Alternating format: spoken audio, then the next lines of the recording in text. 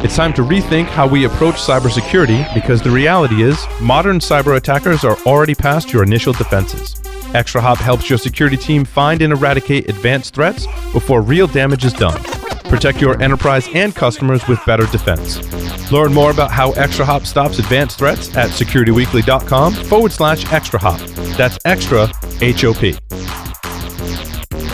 Managing and protecting the world's grueling number of endpoints, enabling Tanium's customers to see, control, and protect every endpoint everywhere. Tanium's mission is to provide certainty in uncertain times with the industry's only converged endpoint management, trusted by the U.S. military and the majority of the Fortune 100. Today, Tanium helps manage and protect nearly 30 million endpoints. Tanium, the power of certainty. Visit securityweekly.com/Tanium to learn more.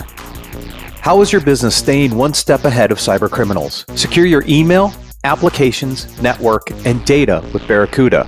Protect your business and go from zero to security in no time flat.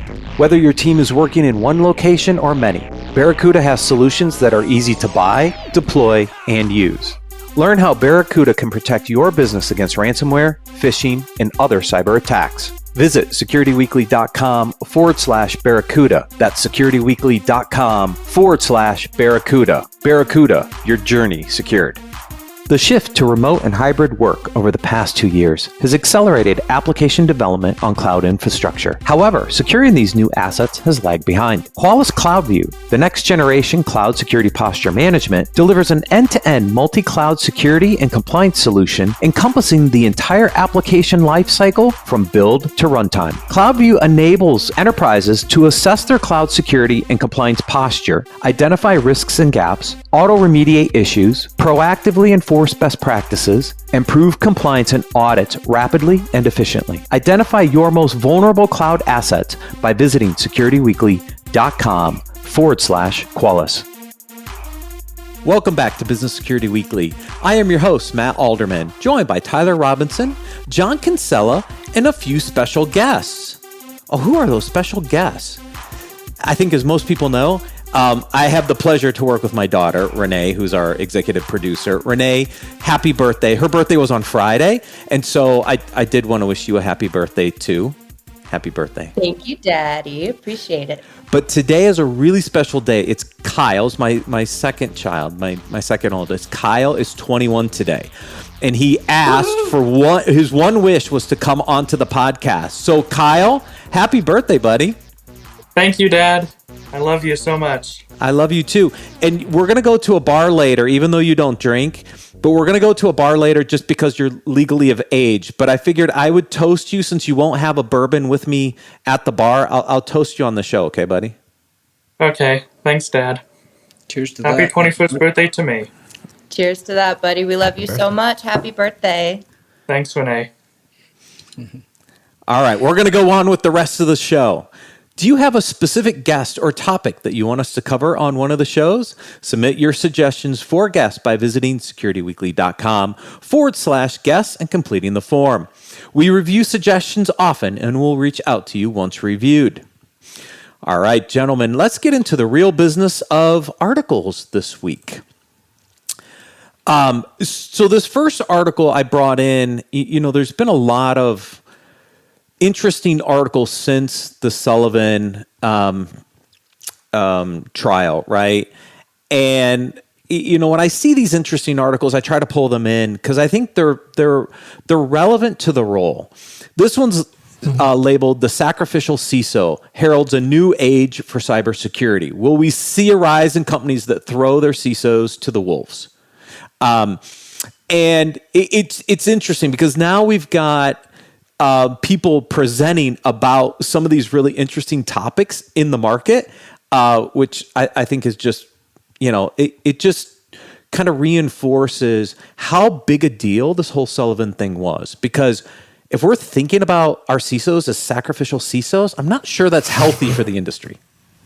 No, I mean, we were talking about this last episode, right? Or last segment around, we've really matured as the CISO line, where they're looking for CISOs that have breach experience, that have the ability, who have been through the fire, and that adds to the character and their experience cards. So bringing them in and looking at this in the negative connotation of sacrificial and bringing them so that they're there as an offering for something that might go wrong. That's just immature companies, and I believe that is getting the perspective wrong, and that's leading companies to have that false sense of like how they should be looking at these roles rather than the secure and mature model, which is bring people in that know how to handle this. There are going to be incidents, there are going to be breaches. Are we going to handle that appropriately, and is our customers and outcome going to be in a manner that fits the business needs? I think that's the right way to think about it, of course. But at the same time, there was a phrase at the beginning of this article which caught my attention, or I think sort of sums up what maybe the title's not quite right, of that of a checkbox CISO, right? So in other words, you're a medium-sized company, you're supposed to care about security. Yeah, let's get a CISO. Let's find someone cheap and just have them in that role, and we'll look good to our customers. And I think there's a little bit of that going on in some of these companies. And I've also heard of people actually establishing their career as a CISO and understanding that they are that sacrificial CISO and taking that role with a higher payout or a short-term understanding that they're just there to come in after a breach and then be let go because the breach wasn't handled appropriately or as part of that breach mitigation process, and just taking higher salaries. Now, I personally think that is the wrong approach. However, if that is kind of a commonality and that is the understanding that you have as going in there as a CISO, does it matter? I would rather have the permanent CISO come in with a clean slate and not have that over his shoulder and have put that off on the sacrificial CISO just so that you're moving forward with a good security posture. But again, that almost seems counterintuitive. Yeah. And even Todd talked about this a little bit. He interviewed the SolarWinds CISO, who still has his job after the breach, right? He wasn't a sacrificial CISO in that particular case. He's still there. He's still working through and continuing to build out the security program. That's what we want, right? And we were talking about the Walgreens CISO who's been there for 40 years. Like, we don't get that kind of longevity in the CISO role in this industry, right? And those are good, positive things. We don't want this to turn into, kind of the mouse wheel, right? People are just spinning out it was already hard enough at 18 to 24 months turnover, let alone this, which could even accelerate some of that. We want some longevity. We want some stability, I think, is organizations. Yeah, and with the shortage of CISOs, a lot of people not wanting to take that role because of the risk and looking for some of those more creative or out-of-the-box roles that are not establishing that risk level, but still having some of the freedoms and creativity to feed back into the business. You're going to see a lot more of those roles start to stand up. And so we're already short. I don't think this is going to help anybody. No, definitely not. It's funny. When I first saw this headline, it's funny how it's an interesting article, Matt, from a bunch of different ways you can think about it. But from the point of view of the snarky me came out and said, well, isn't the average CISO sacrificial? Because like so many of the ones that we know in the industry, like you see them every 18 to 24 months, they're going to a new gig. And hopefully they've accomplished a bunch of really great stuff at the last one. But it does seem to be in, I think I'd say engineering in general, but InfoSec in particular, one of those revolving doors that's always sort of moving around for a lot of folks. Yeah. And I don't think that's healthy for the industry as a whole. No. Right. I mean, if you don't want to be that, here's your 100 days to being a successful CISO. Exactly. So that ties into article number 2. If you're going to go into the role, this article it's actually the Checkpoint CISO advocate, I think, who published this. But it was a really interesting article to talk about what does the first 100 days or what should the first 100 days look like for a CISO? And I use part of this in any role that I go into, right? I remember having this conversation with Ashley Rose, my CEO. She's like, what's your 30, 60, 90 look like? And it kind of mirrors this 100-day plan, right? You go in, it's all about learning and understanding what's going on in the organization, right? You're absorbing. You're thinking about how to make changes, but you're not ready to make the changes yet, right? And so he walks through these kind of first 100 days of what it should look like when you walk in. What I thought was really interesting is near the bottom of the article, he says after that first 100 days, like, here's the kind of the questions you should be able to answer, right? And I think it's the questions to me which are the most interesting is, can you answer these, 2, 4, 6 questions after your first 100 days? because I think that's a true test of whether you were successful in your first 100 days. Yeah, I was curious what was missing off this list, Matt. Like your kind of framework really stood out, and I was trying to figure out what was different in here that you personally would call out, or that you should be answering as addition to this. No, I thought it was I always did it in a 30, 60, 90. He did it more kind of in a like different 15 and 30 day chunks, right? So he's got the understand phase going for 45 days, but he's got prioritization kind of overlapping that, right? And I guess that you are, as you're doing kind of the due diligence and you're doing the learning, you are starting to think about prioritization. I waited a little longer in my particular case than 15 days, only because I'm thinking I don't have all the information. So it's kind of hard to prioritize before you finish data collection. You can start getting some ideas and getting them on the board. I just wouldn't start prioritizing them yet, right? Because my purview of my first 15 days and then the next 15 to 30 days did change a few things for me.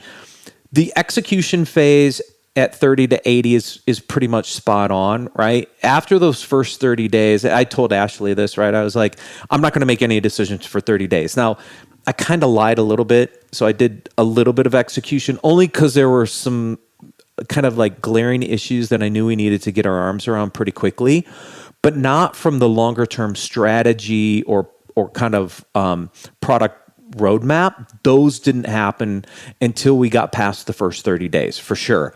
But what I do like is this results phase, because I think this is really fast. To have results in the first 45 to 100 days is actually really tough, I think. And so this is the one area I was a little intrigued on because I was thinking like, if I'm in the first 30 days learning, I'm starting to prioritize, I'm starting to execute, what is the real timeline for results? Because how are you measuring that too? Exactly. Yes. This ties into a lot of conversations we've had around KPIs and OKRs, right? I did not do my first set of OKRs at Living Security until the Q4 stuff. So I was there over 45 days before I even put the metrics in place, Tyler. So I'm not going to start seeing results at 45 days because I just put the OKRs in place in the first 45 days. I won't see them until the end of this quarter. So I guess I'm still within the 100-day time frame, but I'm not going to see results in the first 45 to 75 days, or no, almost 135 days. So I won't hit this timeline actually.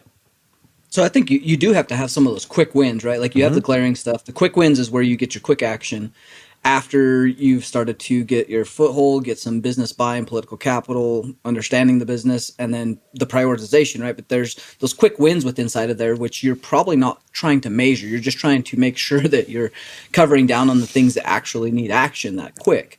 Otherwise, then you're setting up those OKRs for the metric side of that. So I think you're spot on. Like this was a little bit quick, like reading through some of like what they're trying to get done from a results phase at 45 days. Even in a small organization, that's a pretty steep order for any CISO coming in. So make sure you set your expectations appropriately so that you're not coming in and falling on your face in that first 45 days because you didn't set those expectations, right? Yeah. It's funny because I've thought about this a few times over the years of like, how do you enter a job? And I think one of the slight variations here is, do you consider a CISO a leader or not? But think about that for a second. But as you come in as like an engineering leader, yeah, I agree with you. I'm the type who's going to sit around quiet and then, after a while, sort of gather some thoughts and then make actions. But you'll get the type of person the leader who will come in and they want to make changes as soon as possible. A little more of the bull in the china shop, so to speak. As you guys are talking, I'm just thinking, is that a sign of immaturity? I don't think so. It's a strong sort of alpha personality. How would you balance between, is that right or wrong compared to this little more Zen approach, I would say? I have seen alpha leaders, strong A personalities come in and do their thing, right? They're still not doing it necessarily this fast, right? The most recent is when we brought in Amit Yaron at Tenable, right? Before I left Tenable. I mean, Amit had very strong opinions on what he wanted to do, but he did go through the analysis, the understanding before he started making major changes, right? And so even a leader like that going into a brand new CEO role who has a ton of experience in the industry, right? He didn't in the first 100 days get through major changes per se. Like, I mean, we started to set a direction, we started to have an idea of where things were going. He started making, I think, to me, he made bigger changes after I left, right? When I left, I was there, I think 4 months from the time he started.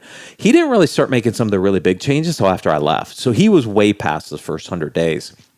So I think even a strong leader like that is not necessarily super fast, John.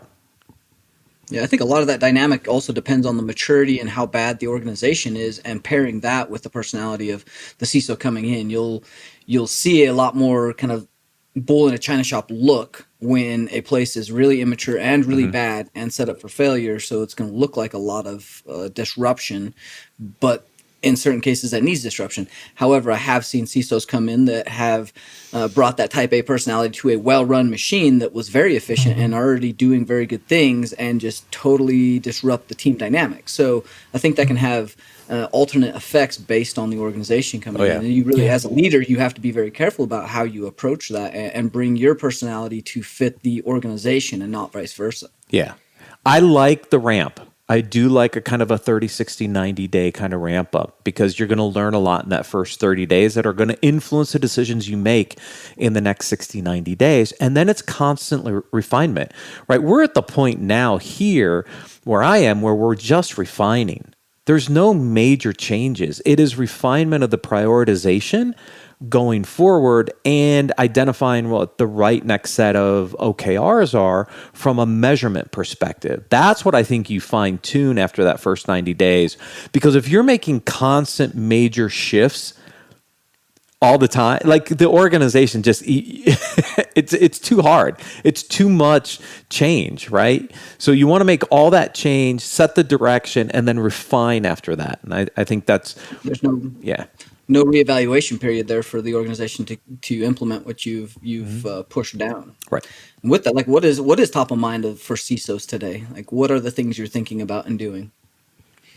Oh, you're so good, just like leading into all my stories, Tyler. You're so funny.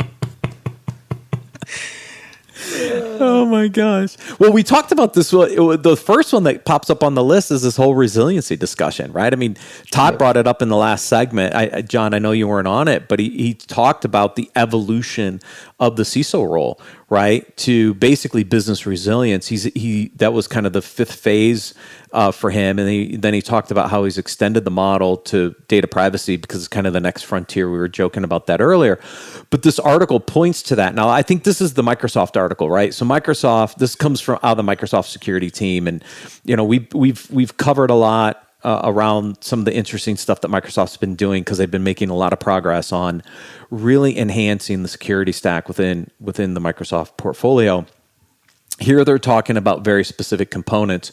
You've got prepare to defend and recover, use privileged access strategy, and then it leads into this whole conversation around XDR, which I don't necessarily want to get into, but only because it gets, depending on your definition of XDR, convoluted. Yeah, the answer might change.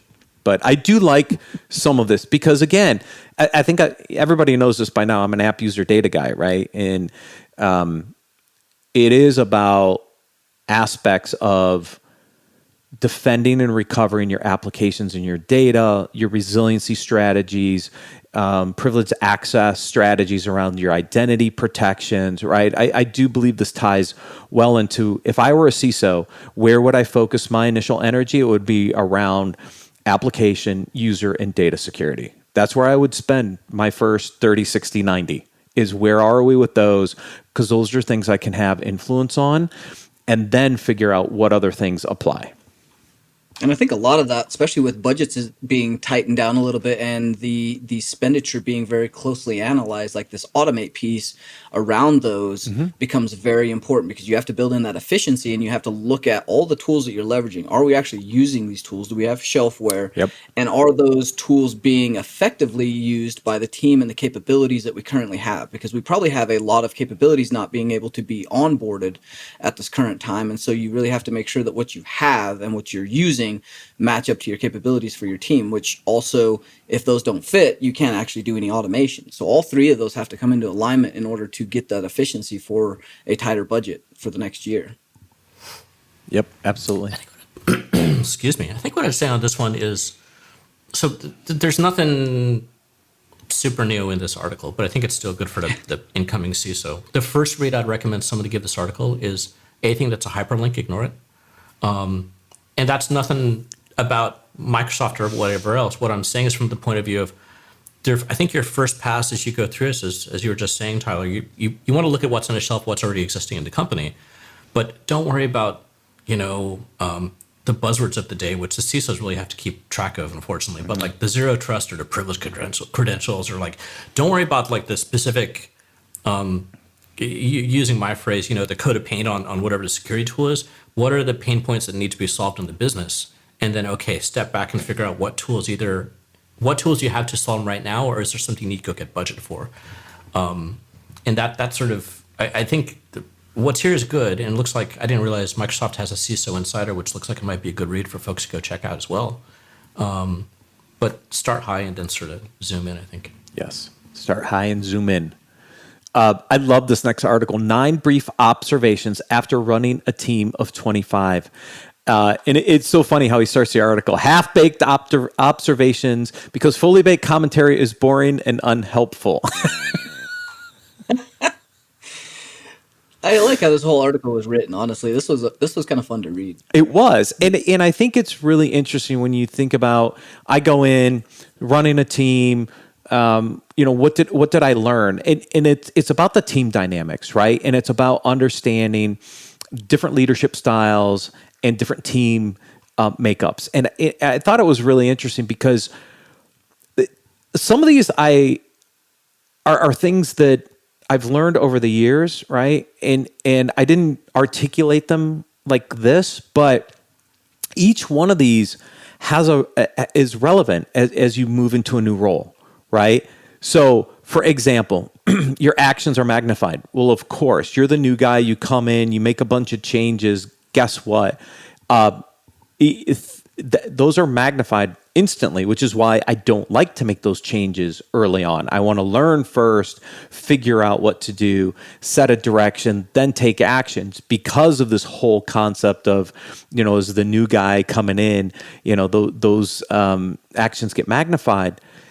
And I can go down this entire list because adapt processes for scale. See, when the first thing I thought about going into living security, for example, was it's not about changing the process. It's adapting the process. It's fine-tuning the process. It's about making those adjustments so that the organization can scale, right? You don't want to go in and throw out a process or a methodology that's being used and is working.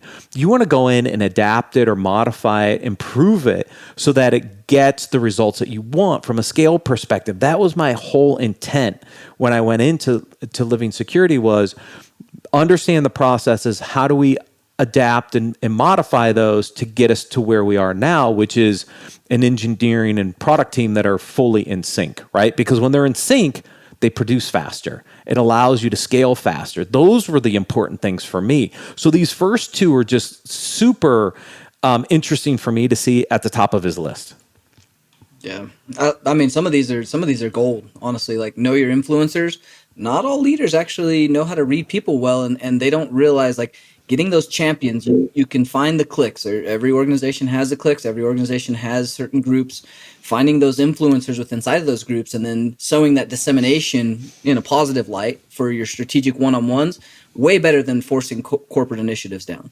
Like getting those champions and starting to get your message in the manner in which each one of those groups is messaging so that you have buy-in from all the different camps that you don't know exist. And it's very important. Like some of these are really big. The one, sort of the last point or two, I like all of them. I agree with what you guys are saying. But as sort of, I like the way he wrote this too. It's very sort of light, tight words. You're able to read it quickly while listening to us. But think about this from the point of view of the first story in particular, of like that revolving door type thing, or even if it's not a revolving door. One of the things I've learned over the last few years is to keep a diary, not so much dear diary, this is how I feel, or my team is doing amazing, or, VCs suck, or whatever. But from the point of view of, this is sort of, hey, these are the type of things that I figured out over the last quarter, or this is sort of, I'm so lucky to be in this role, or these are the type of things which we accomplished, so that if I want to go and write something like this later, you're able to pull those observations a little bit quicker. Because at least for me, I don't know about y'all, something 6 months ago, it's gone from my mind. And then 6 hours. Yeah, right. And then also, if you're working on a resume or doing something in the future interviewing, you're able to go back to that diary and go, oh yeah, that's that awesome thing I did that previous job that I can talk about. And here's a KPI that maybe I didn't use last time that I could use this time. Or there's all sorts of good uses of doing something like that to generate a doc like this. Yeah, that's a good pro tip. Everyone should take that. Add that to this bullet. There you go. I'm not going to dig into this one too much.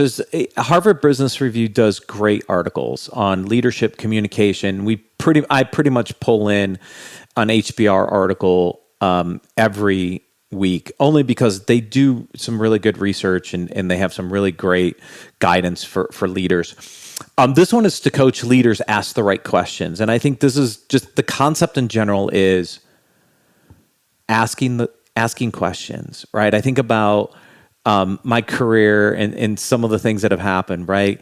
In meetings and in leadership meetings where, everybody says God gave you 2 ears and one mouth for a reason, right? You listen and you listen and listen, then you ask a question and it helps guide the conversation. And I've used this in my career in both, not only from a leadership perspective, but from a customer client perspective.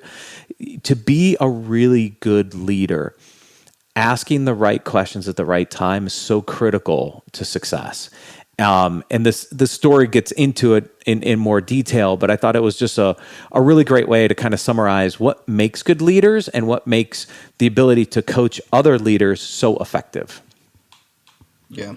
And there's some good tips in here too, but like not asking questions just to ask questions, asking real questions in a real way that makes a difference for leaders is a big deal, especially for them. Yeah. John, anyone on this one, or should we go to the next one?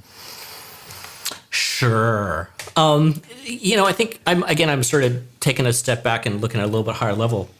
An important question to ask is like, not so much just to be able to coach leaders and ask the right questions. It's like, do I need a coach? Right? Because one of the previous stories you had in here mentioned confidence, and on ASW this morning we talked about confidence was another aspect brought in. So confidence is a big thing today. Good theme, right?